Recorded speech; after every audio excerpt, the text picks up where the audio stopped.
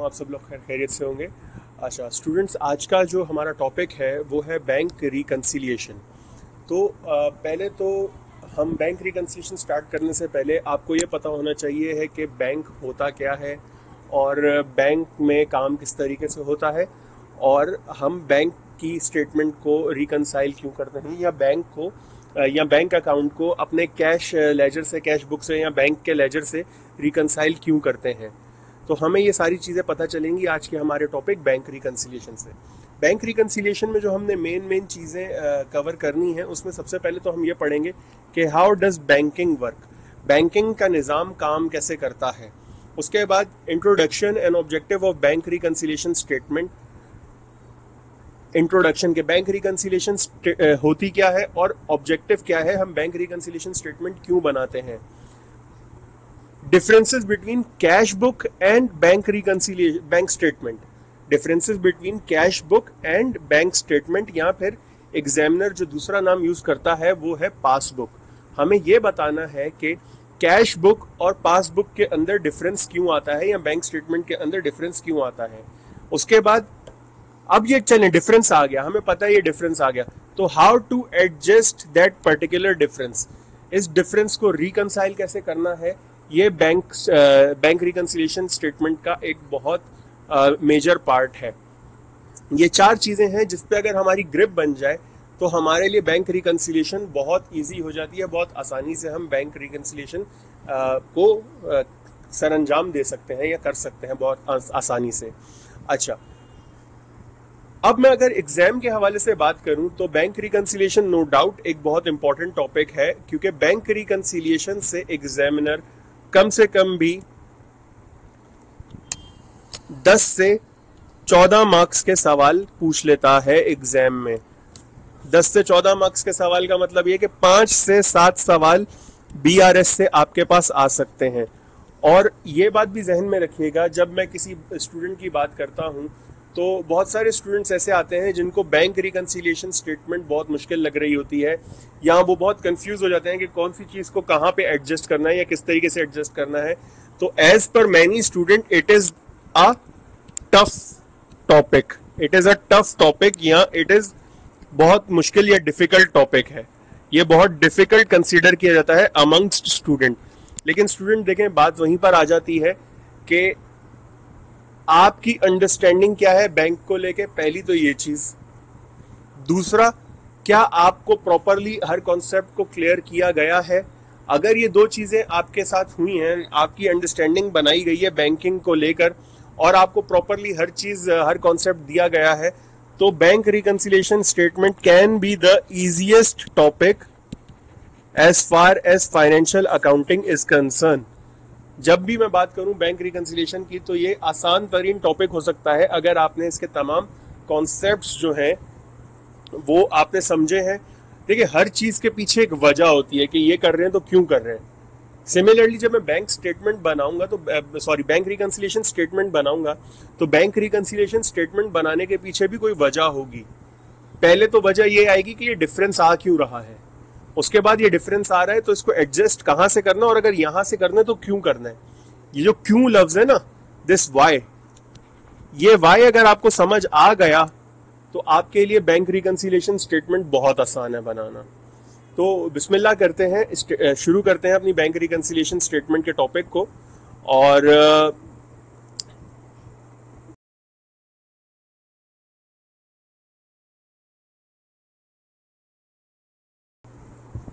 इसमें जो पहली चीज हमें देखनी है वो ये है कि how banking system works, banking system काम कैसे करता है।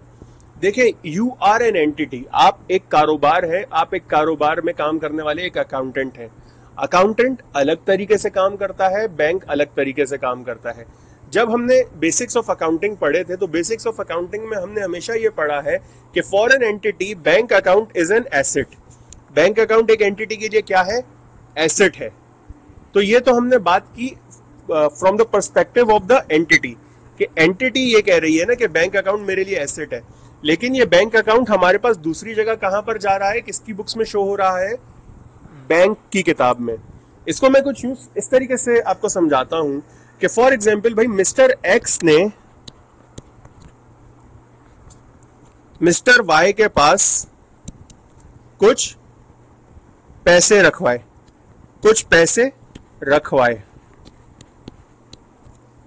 और मिस्टर वाई को यह कहा मिस्टर एक्स ने कि भाई मुझे जब जरूरत होगी मैं आपसे ये पैसे ले लूंगा, वेन एवर नीडेड। तो मिस्टर एक्स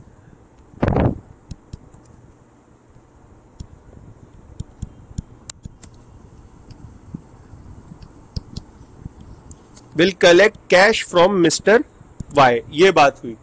अब कंसीडर करें कि मिस्टर एक्स बेसिकली क्या है, एक अदद ऑर्गेनाइजेशन, एक अदद एंटिटी है, और मिस्टर वाई है एक अदद बैंक। जब ऑर्गेनाइजेशन बैंक के पास पैसे रखवाती है तो ऑर्गेनाइजेशन ओन्स बैंक, और anything that is owned by an organisation is an asset. ये बात हम सबको पता है, ये हमारी स्टैब्लिश हुई थी बेसिक्स ऑफ अकाउंटिंग में। सिमिलरली जब मिस्टर एक्स ने मिस्टर वाई के पास पैसे रखवाए तो मिस्टर एक्स ने मिस्टर वाई को क्या बोला कि भाई मैं तुम्हारे पास ये पैसे रखवा रहा हूं, जब मुझे जरूरत होगी मैं तुमसे ये पैसे कलेक्ट कर लूंगा। आप बैंक में अकाउंट खुलवाते हो, आप किस नीयत से खुलवाते हो कि ये पैसे बैंक में रहेंगे, सेफ रहेंगे, जब मुझे जरूरत होगी मैं बैंक से पैसे कलेक्ट कर लूंगा, विड्रॉ कर लूंगा। इस सूरत में जब आप पैसे मिस्टर वाई के पास रखवा रहे थे तो mister Y is your asset, इस नियत से कि आप चाहो तो मिस्टर वाई से पैसे ले लो, आप चाहो तो मिस्टर वाई से पैसे ना लो, आप चाहो तो मिस्टर वाई को बोलो कि किसी और को पैसे दे दे, आप चाहो तो मिस्टर वाई को बोलो कि मेरा ये पैसा कहीं और इन्वेस्ट कर दें। तो mister Y is basically your asset, you can control it and you own mister Y this and this amount. तो इस तरीके से मिस्टर वाई आपका बन गया एसेट। लेकिन अगर अब मैं मिस्टर वाई के पर्सपेक्टिव से बात करूं तो मिस्टर वाई ने आपसे पैसे लिए थे, इसका मतलब यह है कि मिस्टर वाई ने आपको ये पैसे वापस करने हैं, ये मिस्टर वाई के ऊपर एक जिम्मेदारी है। Mister Y has the obligation to give you the amount whenever you need it. और बैंक में जब आप पैसे रखवाते हो तो इसी नियत के साथ रखवाते हो कि बैंक इज लायबल टू पे you so and so amount whenever you need cash. Bank is liable कि वो आपकी पेमेंट आपको कर दे, बैंक इज लायबल कि वो आपकी पेमेंट आपके कहने पर किसी और को कर दे, बैंक इज लायबल कि वो आपकी पेमेंट जो है वो कहीं आप कहते हो तो इन्वेस्ट कर दे। तो बैंक के लिए मिस्टर एक्स, मिस्टर वाई के लिए मिस्टर एक्स क्या है, एक अदद लायबिलिटी। सिमिलरली बैंक के लिए ऑर्गेनाइजेशंस या एंटिटीज जो है वो होती हैं एक अदद लायबिलिटी। ये चीज समझ आती है? आगे बढ़ते हैं। अब जब मैं कह रहा हूं कि एक ऑर्गेनाइजेशन के लिए बैंक अकाउंट एक एसेट है, तो हमें यह पता है कि एसेट जब भी इंक्रीज होता है तो डेबिट होता है, जब भी डिक्रीज होता है तो क्रेडिट होता है।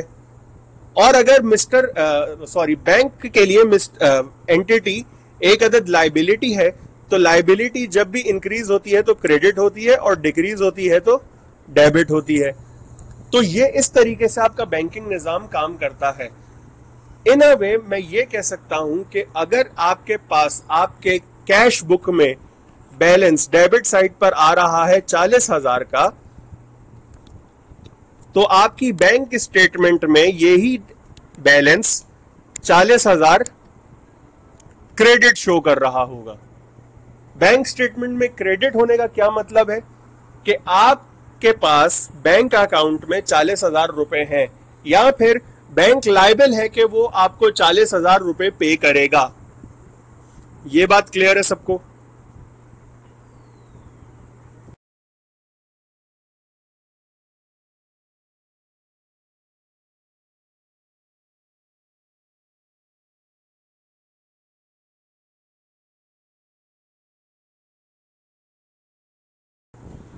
तो अगर अब इस चीज को मद्देनजर रखते हुए मैं आपको बोलता हूं कि मेरे कैश बुक में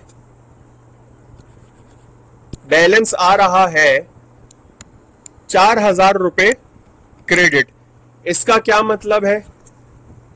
इसका मतलब यह है कि मेरे बैंक अकाउंट में 4,000 रुपए डेबिट आ रहा है, या फिर मेरा बैंक अकाउंट 4,000 रुपए से ओवरड्रॉन है। ओवरड्रॉन का मतलब ये है कि मैंने अपनी लिमिट से, मैंने अपने मौजूदा बैलेंस से ज्यादा पैसे खर्च कर दिए हैं। अब ये ओवरड्राफ्ट क्या होता है इसके बारे में हम आगे जाके पढ़ेंगे। अच्छा, एक बात यहां पे जेरे गौर और है कि जब मैं कैश बुक की बात कर रहा हूं तो कैश बुक में यहां पे आपका सिर्फ बैंक वाली साइड की मैं बात कर रहा हूं, सिर्फ बैंक की। मैंने जो आपको 3 कॉलम कैश बुक पहले पढ़ाई थी, उस 3 कॉलम कैश बुक में मैं सिर्फ अभी बैंक वाली साइड की बात कर रहा हूं। जैसा कि हम सब जानते हैं कि कैश बुक के अंदर 2 चीजें होती हैं, एक होती है उसकी रिसीट साइड और एक होती है उसकी पेमेंट साइड। और यहां पर कैश बुक में मैं सिर्फ बैंक अकाउंट वाली साइड की बात कर रहा हूं कि बैंक में कितना पैसा आया और बैंक से कितना पैसा गया, सिर्फ इसकी बात कर रहा हूं। तो अगर मैं कहता हूं कि कैश बुक में 40,000 डेबिट है, मतलब मेरे बैंक अकाउंट में 40,000 रुपए मौजूद होने चाहिए हैं।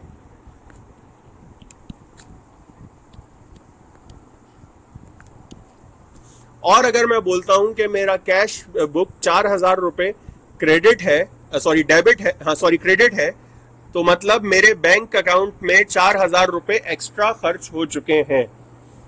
आई बिलीव यहां तक आप सबको समझ आ गया होगा। अब बात करते हैं बैंक रिकंसिलिएशन की। देखिए, पहले तो मुझे यह बता दें कि रिकंसिलिएशन बनती क्यों है। तो रिकंसिलिएशन उस वक्त बनती है जब 2 चीजें आपस में मैच ना कर रही हों, जब 2 चीजें आपस में मैच ना कर रही हों। अगर मेरा कैश बुक का बैंक साइड का बैलेंस और मेरा बैंक अकाउंट का बैलेंस सेम आ रहा है तो मतलब मुझे बैंक रिकंसिलिएशन बनाने की जरूरत ही नहीं है। जो मेरी कैश बुक बता रही है वही मेरा बैंक अकाउंट बता रहा है।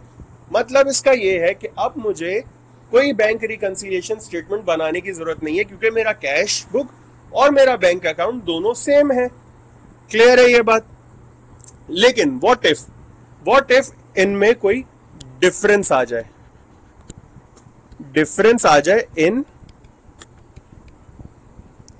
Cash book and bank statement, या जिसको कहा जाता है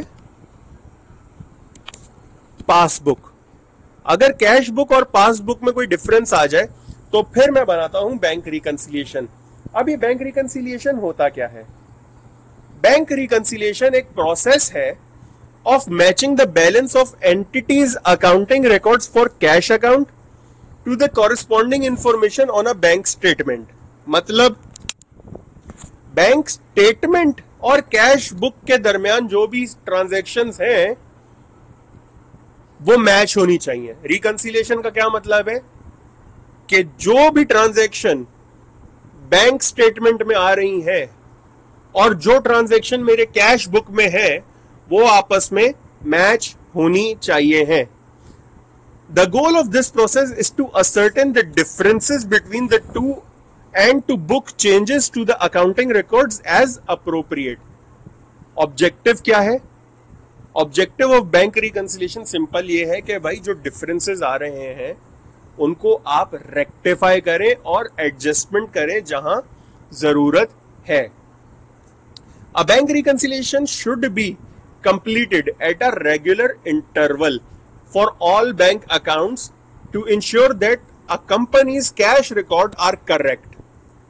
It is the duty of accountant to check the bank statement every day and do required adjustment। अच्छा, अब ये चीज यहां पे थोड़ी सी जेरे गौर है। फॉर एग्जाम्पल भाई, ये एक कंपनी का अकाउंटेंट है, ये आप लोग हैं, ये आप लोग एक कंपनी के अकाउंटेंट है। अगर आप यहां पर कैश बुक बना रहे हैं तो ये आपकी जिम्मेदारी है कि आप डे एंड पर या वीक एंड पर या मंथ एंड पर, जो भी आपका एक रेगुलर इंटरवल है, आप अपने बैंक से बैंक स्टेटमेंट निकलवाएं और इन दोनों को आपस में कंपेयर करें। जब आप कंपेयर करेंगे तो आपको नजर आएगा कि बहुत सारी चीजें ऐसी हैं जो कि बैंक स्टेटमेंट में तो आ रही हैं लेकिन कैश बुक में नहीं आ रही, और आपको यह भी नजर आएगा कि बहुत सारी चीजें ऐसी हैं जो आपके हिसाब से कैश बुक में आ रही हैं, बैंक स्टेटमेंट में होनी चाहिए थी लेकिन नहीं है, और इसकी रिकंसिलिएशन को कहा जाता है बैंक रिकॉन्सिलिएशन।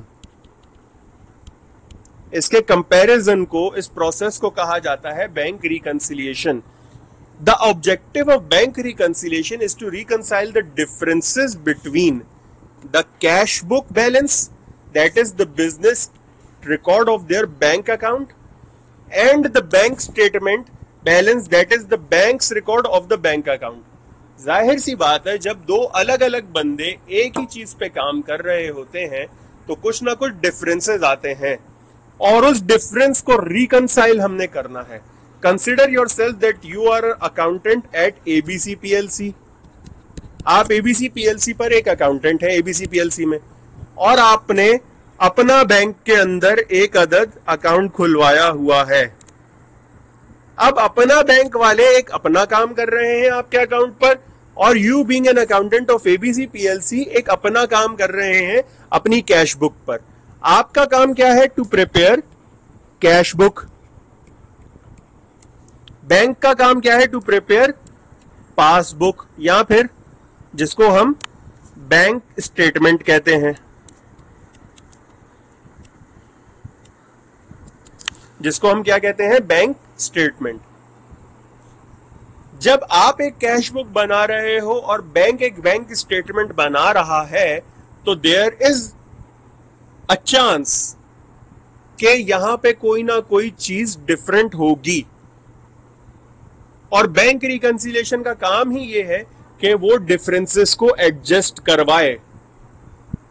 अच्छा, यहां पे जैसे मैंने आपको बताया था, नोट है कि debits and credits are reversed in the bank statement because the bank will be recording the transactions from its point of view in accordance with the business entity's concept. Business entity concept जो हमने बिल्कुल initial पढ़ा था, bank is a separate legal entity, business is a separate legal entity. Bank अपने point of view से काम कर रहा है, और जैसे मैंने आपको बताया कि for bank, bank account is a liability, and for us bank account is an asset. तो जाहिर सी बात है, हमारे लिए जो डेबिट है वो बैंक के लिए क्रेडिट है, और बैंक के लिए जो क्रेडिट है वो हमारे लिए बैंक के लिए जो डेबिट है वो हमारे लिए क्रेडिट है। तो बैंक का डेबिट और क्रेडिट हमेशा उल्टा होता है as compare to the debit and credit of a business. अब सवाल यह पैदा होता है कि ये डिफरेंसेस आते क्यों हैं? ये डिफरेंसेस आते क्यों हैं? देखो भाई, जब बंदे ही दो काम कर रहे हैं, एक बैंक काम कर रहा है और एक आपका अकाउंटेंट काम कर रहा है, मतलब दो तरीके की ऑर्गेनाइजेशन इसमें इन्वॉल्व है, एक बैंक और एक अकाउंटेंट या एबीसी पीएलसी। तो एक तो चांस ये है कि एरर्स होंगे किसकी वजह से? अकाउंटेंट्स की गलती की वजह से, अकाउंटेंट की नेग्लिजेंस की वजह से। पहला चांस ये है कि एरर्स होंगे अकाउंटेंट की नेग्लिजेंस की वजह से या फिर अकाउंटेंट की गलती की वजह से। जिसमें गलती किसकी है? हमारी गलती है या फिर अकाउंटेंट की गलती है। और दूसरा चांस क्या है कि ये एरर्स हो जाए किसी एक्सटर्नल फैक्टर की वजह से जिसमें अकाउंटेंट की कोई गलती नहीं है, जिसमें हमारी या फिर अकाउंटेंट की कोई गलती नहीं है।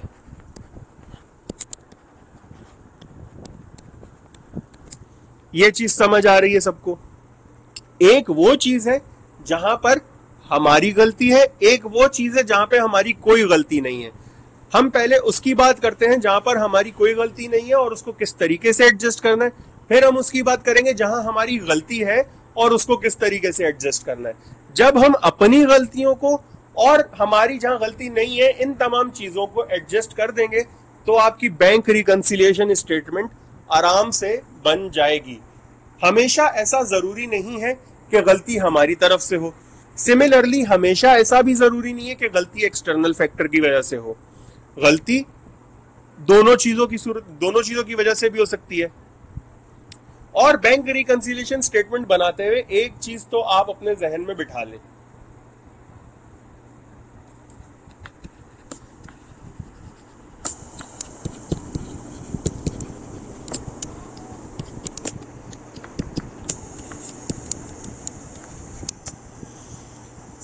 वो एक चीज ये है कि बैंक स्टेटमेंट आपकी फाइनल है, आपकी बैंक स्टेटमेंट फाइनल है। This can not be changed, इसको मैं चेंज नहीं कर सकता।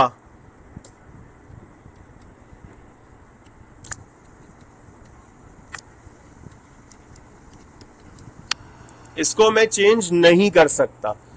ये चीज एक आपको पता होनी चाहिए। दूसरी चीज क्या है, क्या इस गलती की वजह से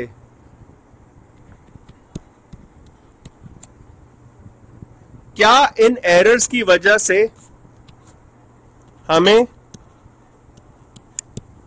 बेनिफिट हुआ या हमें लॉस हुआ, या फिर यूं कहना चाहिए कि क्या इसकी वजह से हमें फायदा हुआ या नुकसान हुआ। हमें ये चीज ध्यान में रखनी है। अगर हम ये चीज ध्यान में रख लें, पहली चीज क्या थी कि बैंक स्टेटमेंट इज फाइनल, हम इसको चेंज नहीं कर सकते। दूसरी चीज क्या है कि क्या हमें इसकी वजह से फायदा हुआ या नुकसान हुआ। अगर हम ये दो चीजें अपने जहन में रख लें तो हमारी बैंक स्टेटमेंट बाआसानी बन जाएगी।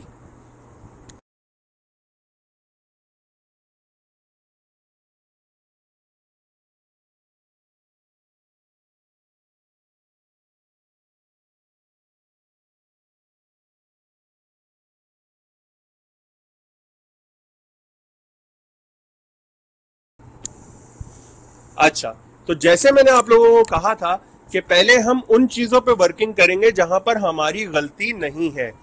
जब हमारी गलती नहीं है,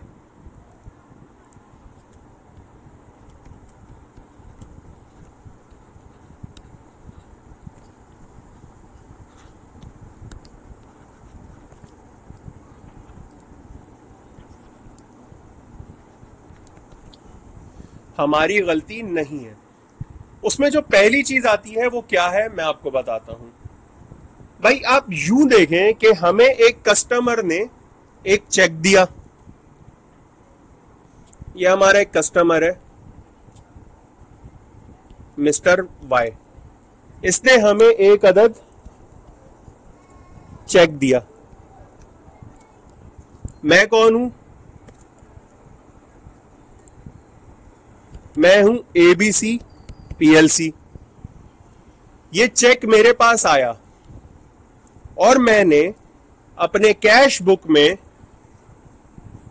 इस चेक को रिकॉर्ड कर दिया। फॉर एग्जांपल ये चेक था $1000 का, $1000 का चेक था। मैंने $1000 अपनी कैश बुक में लिख दिया और ये चेक मैंने डिपॉजिट करवा दिया। कहां पर, अपने बैंक में। ये चेक मैंने कहां डिपॉजिट करवा दिया, अपने बैंक में। अब मेरे हिसाब से ये चेक जाना चाहिए था कहां पर, मेरे अकाउंट में, बैंक स्टेटमेंट में नजर आना चाहिए था। लेकिन क्योंकि ये मैंने जमा करवाया कब, लेट्स जस्ट से मैंने ये चेक जमा करवाया फ्राइडे को। फ्राइडे को क्लियरिंग जल्दी चली जाती है, सैटरडे संडे आगे ऑफ होता है।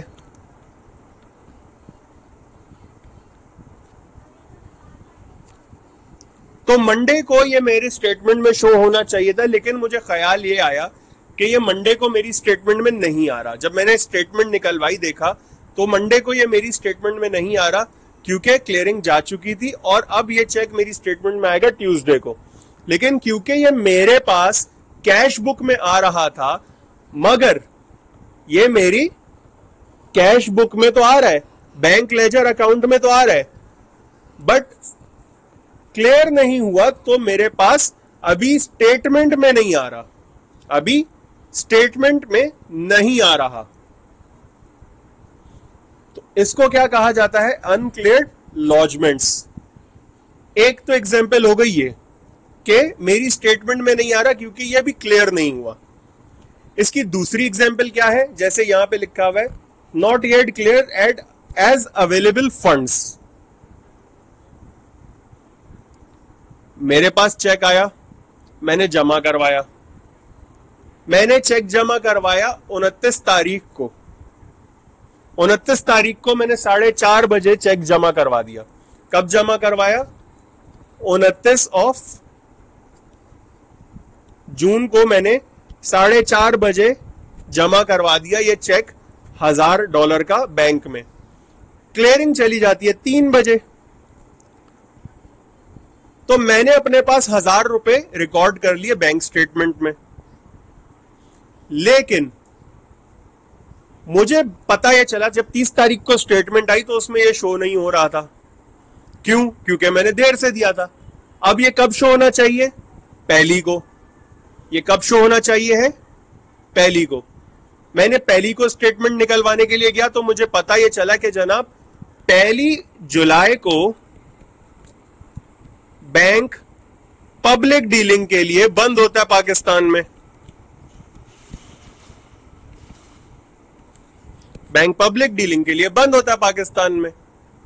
तो 1 जुलाई को भी ये मेरी स्टेटमेंट में नहीं आ रहा। मैंने ऑनलाइन स्टेटमेंट निकलवाई, उसमें भी नहीं आ रहा। ये ऐसे चेक्स जो मैं बैंक में तो जमा करवा दूं लेकिन वो मेरे स्टेटमेंट में शो ना हो रहे हो, इनको कहा जाता है अनक्लियर्ड लॉजमेंट्स।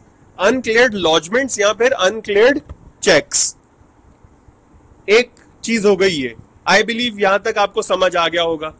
अब ये वो चीज है जो एक्सटर्नल फैक्टर की वजह से हो रही है, और किस मोस्ट ऑफ द टाइम ये किस वजह से होती है? टाइमिंग डिफरेंस की वजह से। इसको कहा जाता है टाइमिंग डिफरेंस। ये टाइमिंग डिफरेंस की वजह से आ रहा है इशू। किस वजह से आ रहा है? टाइमिंग डिफरेंस की वजह से।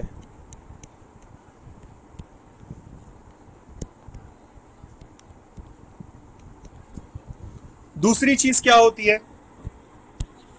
दूसरी चीज अब आते हैं यहां पर।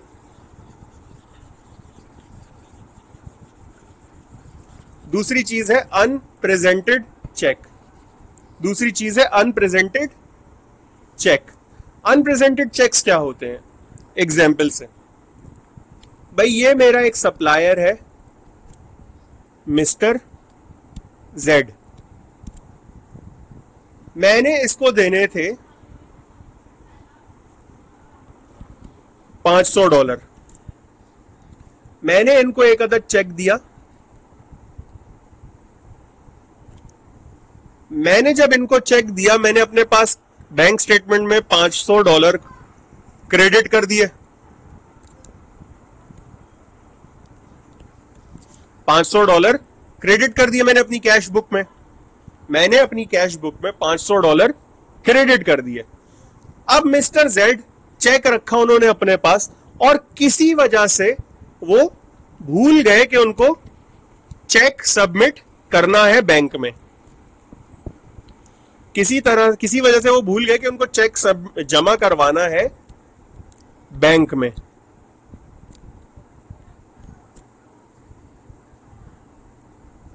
वो चेक कभी सिरे से बैंक पहुंचा ही नहीं। जो चेक मैंने अपने सप्लायर को दिया था वो चेक कभी किसी वजह से बैंक पहुंचा ही नहीं। हालांकि वो शायद कल निकलवा ले, परसों निकलवा ले, 1 महीने बाद निकलवा ले, वो अगले 6 महीने तक वो चेक निकलवा सकते हैं। लेकिन कुछ भी हो सकता है ना। ये तो मैं अभी $500 की बात कर रहा हूं। सोचो मैंने किसी को $1 मिलियन का चेक दिया या $10 मिलियन का चेक दिया, उस सूरत में वो चेक कभी बैंक पहुंचा ही नहीं। मैंने स्टेटमेंट निकलवाई, क्या इसमें मेरी गलती है? मैंने तो चेक दिया था। वो बंदा चेक लेके आगे नहीं गया तो इसमें मेरी तो कोई गलती नहीं है ना। इस सूरत में इन चेक्स को कहा जाता है अनप्रेजेंटेड चेक्स। अब मुझे एक बात बताओ, अभी मैंने आपसे 2 बातें की। एक, अनक्लियर्ड लॉजमेंट्स, जहां पर मेरे हिसाब से मेरा फायदा होना चाहिए था जब मेरे पास $1000 आते, लेकिन वो नहीं आए। तो यहां पर मेरा $1000 का लॉस हो गया।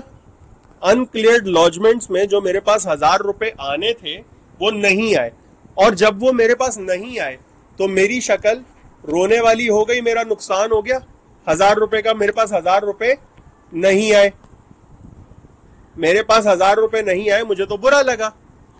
और फिर आते हैं अनप्रेजेंटेड चेक्स पर।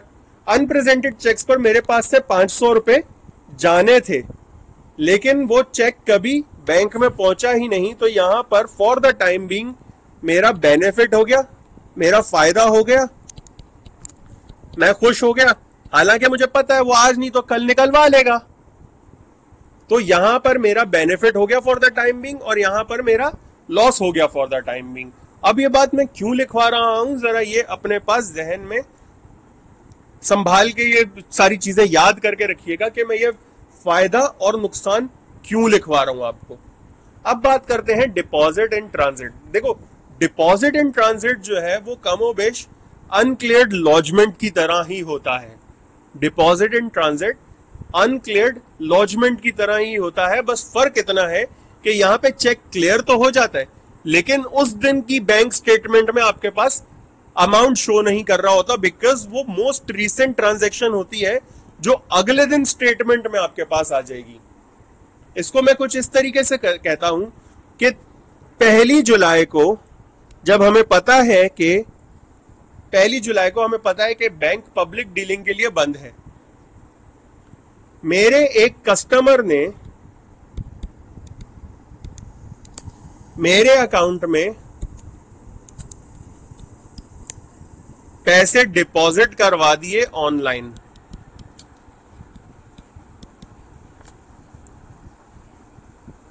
अगर ये ऑनलाइन पैसे मेरे पास आ गए तो ये मेरी स्टेटमेंट में शो हो जाएंगे, ये मेरी स्टेटमेंट में शो हो जाएंगे। लेकिन अगर कोई बंदा जाता है चेक लेके मेरे अकाउंट में डलवाने के लिए तो वो चेक मेरे अकाउंट में तो आ जाएगा लेकिन मेरी बैंक स्टेटमेंट में फौरन नहीं आएगा, लेटेस्ट वाली बैंक स्टेटमेंट में नहीं आएगा। क्यों? बिकॉज वो ट्रांजैक्शन बहुत रीसेंट है और वो अगले दिन की स्टेटमेंट में आएगी। ऐसी सूरत में पैसे तो मेरे पास आ गए लेकिन मेरी स्टेटमेंट में शो नहीं हो रहे, इनको कहा जाता है डिपॉजिट इन ट्रांजिट। और जब तक मेरी स्टेटमेंट में शो नहीं हो रहा मैं ये मानूंगा कि मेरे पास वो पैसे नहीं आए। फॉर एग्जाम्पल अब किसी ने मुझे 1500 रुपए देने थे, उसने चेक जमा करवा दिया मेरे अकाउंट में। अगर वो मेरी स्टेटमेंट में नहीं आ रहा तो मैं क्या मानूंगा कि वो मेरे पास पैसे आए ही नहीं। तो यहां पर क्या हो गया? नुकसान। या मैंने खुद जमा करवा दिया तो मैंने 1500 रुपए तो अपने पास लिख लिए लेकिन वो मेरी स्टेटमेंट में शो नहीं हो रहे, तो मैं तो ये अज्यूम करूंगा कि मेरे अकाउंट में नहीं आए, और मेरे अकाउंट में नहीं आए तो ये मेरे लिए क्या है? नुकसान है। क्लियर है? यहां पे आगे बढ़ते हैं। Errors made by bank. अच्छा, अब आप लोग बोलेंगे कि अभी थोड़ी देर पहले मैं ये कह रहा था कि बैंक स्टेटमेंट फाइनल है, बैंक स्टेटमेंट चेंज नहीं हो सकती, तो अगर बैंक एरर करेगा तो फिर वो तो बैंक स्टेटमेंट में ही चेंज होंगे। तो बच्चा एक बात आप अपने जहन में बिठा लें कि अगर बैंक कोई एरर करता है तो बैंक हमेशा 2 तरह के एरर करता है। या तो गलती से आपके अकाउंट में पैसे आ गए,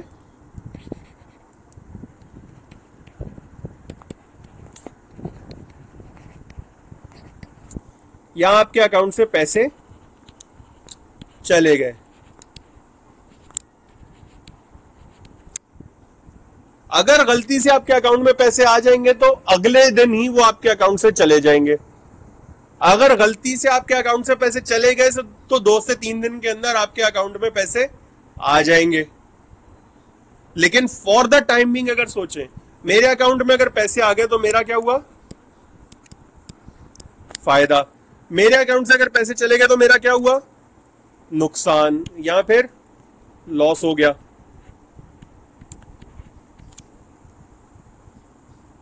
जब मेरा नुकसान होगा तो मैं क्या करूंगा? जब मेरा फायदा होगा तो मैं क्या करूंगा? अब बात यहां पर आके खत्म होगी कि इनकी एडजस्टमेंट कहां पे करनी है और कैसे करनी है।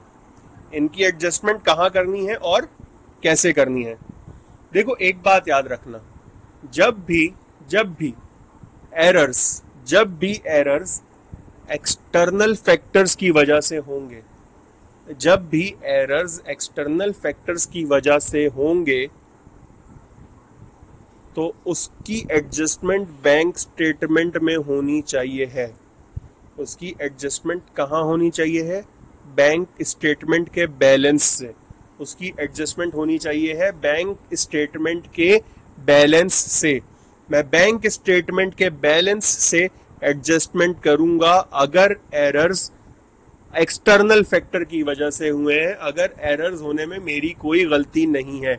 अगर एरर्स एक्सटर्नल फैक्टर की वजह से हुए हैं तो हमेशा उसकी एडजस्टमेंट बैंक स्टेटमेंट के बैलेंस से होगी।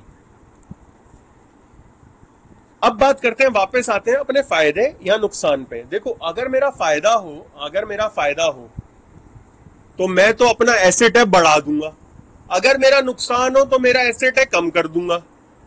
फायदे में मैं अपना एसेट बढ़ा दूंगा और नुकसान में मैं अपने एसेट को कम कर दूंगा। ये फायदा और नुकसान is not basically the debit expense and credit income, ऐसा नहीं है।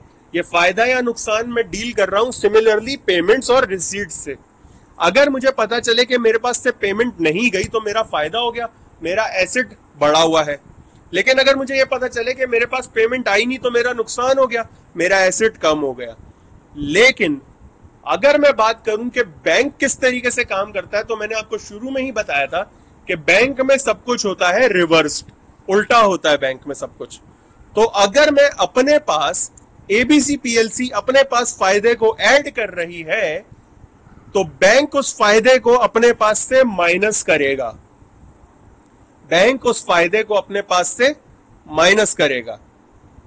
और अगर एबीसी पीएलसी अपने पास से किसी नुकसान को माइनस कर रही है तो बैंक के बैलेंस में वो नुकसान ऐड बैक हो जाएगा। नहीं समझ आई? थोड़ा समझा देता हूं भाई। मैं ये कह सकता हूं कि अगर मेरे लिए एक चीज डेबिट हो रही है तो बैंक के लिए वो चीज क्रेडिट होगी। मेरे पास अगर कोई चीज क्रेडिट हो रही है तो बैंक के पास वो चीज डेबिट होगी। मैं हूं एबीसी पीएलसी और ये अपना बैंक है। तो अगर एबीसी पीएलसी का कहीं पे फायदा हो रहा है एसेट को लेके तो वो डेबिट करेगा उस चीज को, उस फायदे को मैं यहां से माइनस कर दूंगा। जैसे मैंने आपको कहा था अनप्रेजेंटेड चेक्स, पैसे नहीं गए मेरे पास से, ऑल्दो कल परसों चले जाएंगे, अभी गए तो नहीं ना, कल परसों चले जाएंगे, जब जाएंगे वो एक अलग कहानी है, अभी तो नहीं गए। अभी नहीं गए तो मेरा फायदा हो गया ना। लेकिन क्योंकि मैं बैंक स्टेटमेंट के बैलेंस से उसको एडजस्ट कर रहा हूं तो मुझे बैंक स्टेटमेंट में के बैलेंस में यह भी तो शो करना है कि भाई ये पैसे कटने चाहिए थे, काट दूंगा। अनक्लियर्ड लॉजमेंट, पैसे नहीं आए मेरे पास अभी, मेरा तो नुकसान हो गया ना। लेकिन क्योंकि मैं बैंक स्टेटमेंट के बैलेंस से उसको रेक्टिफाई कर रहा हूं तो मुझे यह दिखाना पड़ेगा कि ये पैसे मेरे पास फ्यूचर में आएंगे, कल परसों एक हफ्ते के अंदर ही आएंगे जरूर। तो मैं उसको यहां पे ऐड बैक कर दूंगा और उसके बाद जो मेरा बैलेंस फिगर आएगा this will be the balance as per cash book, जो कि होगा रिवाइज्ड। यहां तक कोई मसला हो तो आप मुझसे पूछ सकते हैं, आप सबके पास मेरा नंबर है, मुझे मैसेज करके पूछ सकते हैं, किसी भी तरीके से आप पूछना चाहें मुझसे पूछ सकते हैं। यह हो गया आपका कि क्या करेंगे अगर एरर्स एक्सटर्नल फैक्टर की वजह से हुए हैं। अब वापस आते हैं कि अगर एरर्स इंटरनल फैक्टर की वजह से हुए, एरर्स एंटिटी की वजह से हुए हैं, एरर्स अकाउंटेंट की वजह से हुए हैं। अकाउंटेंट की वजह से या एंटिटी की वजह से एरर्स कैसे होते हैं? देखो, एक चीज याद रखो, अकाउंटेंट की गलती सिर्फ इतनी होती है कि उसने रिकॉर्ड नहीं की चीज। अकाउंटेंट की गलती सिर्फ इतनी होती है कि उसने चीज रिकॉर्ड नहीं की। यहां पे कुछ आइटम्स ऐसे हैं जो बैंक स्टेटमेंट में तो आ रहे हैं लेकिन मेरी कैश बुक में नहीं आ रहे, इनको कहा जाता है अनरिकॉर्डेड आइटम्स। मैंने जैसे आपको शुरू में बताया था कि गलती क्या होगी, या तो बैंक में कोई चीज आ रही है मेरे पास नहीं आ रही, या मेरे पास कोई चीज आ रही है बैंक में नहीं आ रही। अभी तक हमने बात की थी कि मेरे पास एक चीज आ रही है बैंक में नहीं आ रही। अब हम बात कर रहे हैं कि बैंक में एक चीज आ रही है मेरे पास नहीं आ रही। जब एक चीज बैंक में आ रही है लेकिन मेरे पास नहीं आ रही ना, तो इसमें गलती मेरी है। इसमें गलती मेरी है कि मुझे पता होना चाहिए था कि ये चीज बैंक में आ गई है, मैं अपने पास रिकॉर्ड कर लूं, ये चीज बैंक से चली गई है तो मैं अपने पास रिकॉर्ड कर लूं। अब वो कौन सी चीजें होती हैं जो बैंक से चली जाती हैं लेकिन क्या कहते हैं मेरे पास रिकॉर्डेड नहीं है? Payments made but not recorded. Standing orders. Standing orders क्या होते हैं? स्टैंडिंग ऑर्डर्स का मतलब ये होता है कि आपने बैंक को ऑर्डर कर दिया कि भाई मेरे हर महीने फोन का बिल आता है 2000 रुपए, आप हर महीने मेरे अकाउंट से 2000 रुपए पीटीसीएल को दे दो। ये स्टैंडिंग ऑर्डर कहलाता है, जिसमें एक फिक्स्ड अमाउंट बैंक आपके अकाउंट से हर महीने आपके सप्लायर को या सप्लायर को या आपके वेंडर को पे कर देगा। फिर आता है इंटरेस्ट चार्जेस। भाई बैंक ने आपको लोन दिया था, आपने बैंक को कहा कि इंटरेस्ट चार्जेस मेरे पास से डिडक्ट कर लेना अकाउंट से, बैंक ने डिडक्ट कर लिया, आपको पता ही नहीं। आपको पता होना चाहिए था, आपको नहीं पता। फिर बैंक सर्विस चार्जेस। बैंक ने सालाना आपसे एटीएम की फीस काट ली, आपको पता ही नहीं, आपको पता होना चाहिए था। नहीं पता था तो बैंक स्टेटमेंट निकलवाते, सॉल्व करते अपने पास, सही करते। Direct debit. बैंक ने आपके बिहाफ पे आपके किसी क्लाइंट को पेमेंट कर दी, आपको पता होना चाहिए था। और फिर आता है डिसऑनर्ड चेक। डिसऑनर्ड चेक क्या होता है? चेक वो जो बाउंस हो जाए नॉन अवेलेबिलिटी ऑफ फंड्स की वजह से। फॉर एग्जाम्पल, आपके अकाउंट में आपके हिसाब से होने चाहिए थे 1 लाख रुपए, आपने मिस्टर जेड को कहा कि भाई मैं तुम्हें पैसे दे दूंगा, तुम्हारे पैसे बनते हैं 95,000, ये मैं तुम्हें दे दूंगा। आपने मिस्टर जेड को 95,000 का चेक बना के दे दिया। अब मिस्टर जेड 95,000 का चेक लेकर जब बैंक गए तो मिस्टर जेड का वो चेक हो गया रिवर्ट बैक। उसकी वजह क्या है कि आपके हिसाब से आपका बैंक अकाउंट 100,000 क्रेडिट होना चाहिए था, लेकिन आपका बैंक अकाउंट कितना है? 95,000 क्रेडिट। ये जो चेक है ये आपको देने से पहले देखना चाहिए था, आपकी गलती है, ये डिसऑनर्ड चेक कहलाता है। अच्छा, दूसरी चीज क्या है? Payment received but not recorded. मुझे पेमेंट कहीं से मिली लेकिन मैंने रिकॉर्ड ही नहीं की। इंटरेस्ट रिसीव्ड, मैंने कहीं पे लोन दिया हुआ था, वहां से इंटरेस्ट आया मेरे अकाउंट में चला गया, मुझे पता ही नहीं। गलती मेरी है ना, मुझे पता होना चाहिए था कि कितना इंटरेस्ट आया है। दूसरी चीज डिविडेंड रिसीव्ड। डिविडेंड रिसीव्ड का क्या मतलब है भाई? कि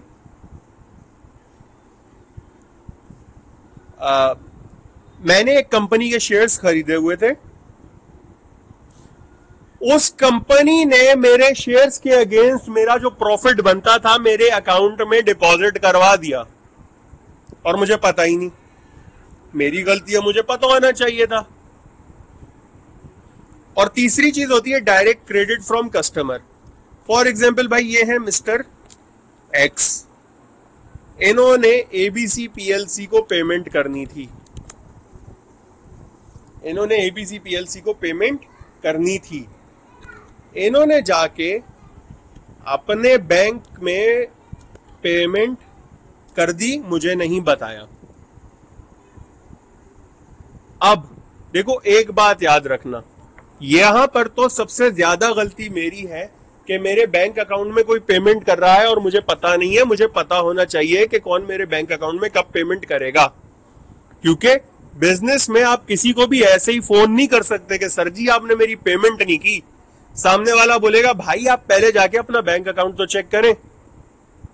तो उस सूरत में यह कहलाता है डायरेक्ट क्रेडिट फ्रॉम कस्टमर, के कस्टमर ने डायरेक्टली मेरे बैंक में पैसे डिपॉजिट करवा दिए, ट्रांसफर करवा दिए, चेक जमा करवा दिया। ये क्या कहलाता है? Direct credit. मेरी गलती है, मुझे नहीं पता था, पता होना चाहिए था कि कस्टमर ने किया है, ताकि मैं ना कस्टमर को तंग करूं बाद में, ना मैं बैंक को तंग करूं, और अपने पास रिकॉर्ड भी कर लूं। अब यहां पर ये तो बिल्कुल सीधा सीधा है। जहां पे पेमेंट गई है मेरे पास से वो मेरी कैश बुक में माइनस हो जाएगा, जहां पे पेमेंट आई है मेरे पास वो मेरी कैश बुक में ऐड हो जाएगा।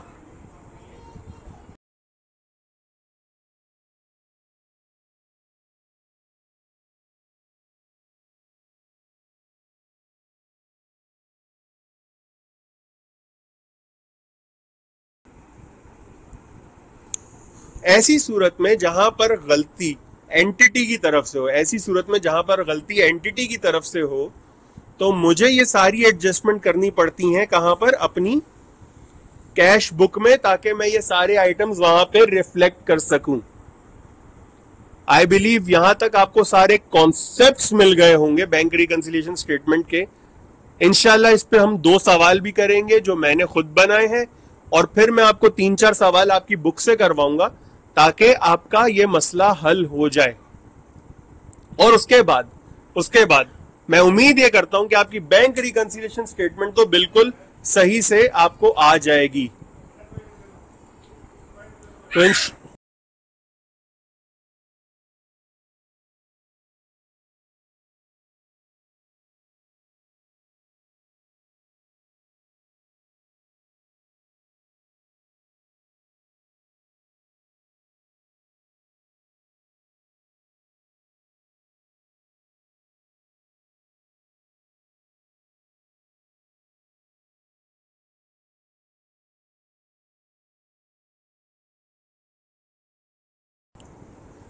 तो उम्मीद करता हूं कि आप सबको ये सारी चीजें समझ आ गई होंगी।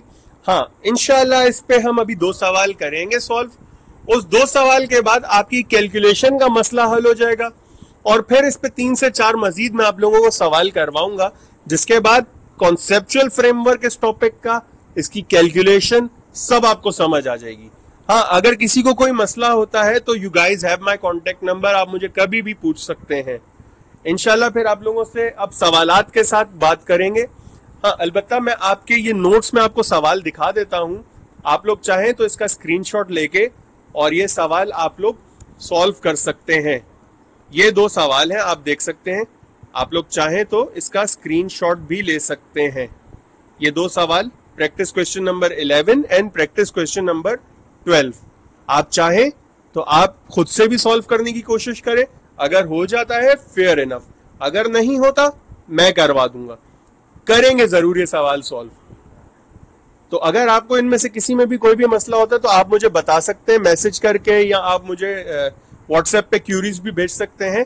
मैं अवेलेबल होऊंगा, आपको जवाब मिल जाएंगे। थैंक यू सो मच बच्चा लोग, इंशाल्लाह नेक्स्ट क्लास में मुलाकात होती है। अल्लाह हाफिज।